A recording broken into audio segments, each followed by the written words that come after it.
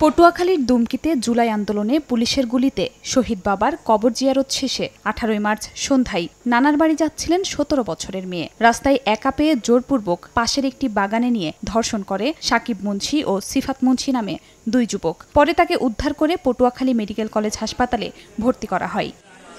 এ ঘটনায় দুইজনকে আসামি করে থানায় মামলা করেন ভুক্তভোগী। অভিযান চালিয়ে সাকিব মুন্সিকে পুলিশ গ্রেফতার করলেও এখনো পলাতক সিফাত মুন্সি। ওদের ভাই বলাইছে, বাপ বলাইছে, কত কিছু অনুরোধ করছে, হাত পায়ে পর্যন্ত ধরছে, তারপরও ওরা মুখ চাচ্ছে ধরে নিয়ে এরপরে সরকারের কাছে আমার এটুকুই দাবি যে আমার দৃষ্টান্তমূলক আমি বিচার চাই। একজন অলরেডি গ্রেপ্তার হয়েছে, বাকিটা আমরা আমাদের ইয়েতে আছে, আমরা চেষ্টা করতেছি ইয়ে করার জন্য। আমরা আশা করি যে আইডেন্টিফাই করে এটা আইডেন্টিফাই হয়ে যাবে এবং যে কালপিট সে আইনের হাতে শুধু। এ ধরনের অপরাধের বিরুদ্ধে আমাদের সকল যে যেখানে আছে সেই পর্যায় থেকে প্রতিরোধ গড়ে তুলতে হবে। গত 19 জুলাই রাজধানীর মোহাম্মদপুরে বৈষম্য বিরোধী ছাত্র জনতার আন্দোলনে পুলিশের গুলিতে নিহত হন মেয়েটির বাবা। সময় সংবাদ, পটুয়াখালী।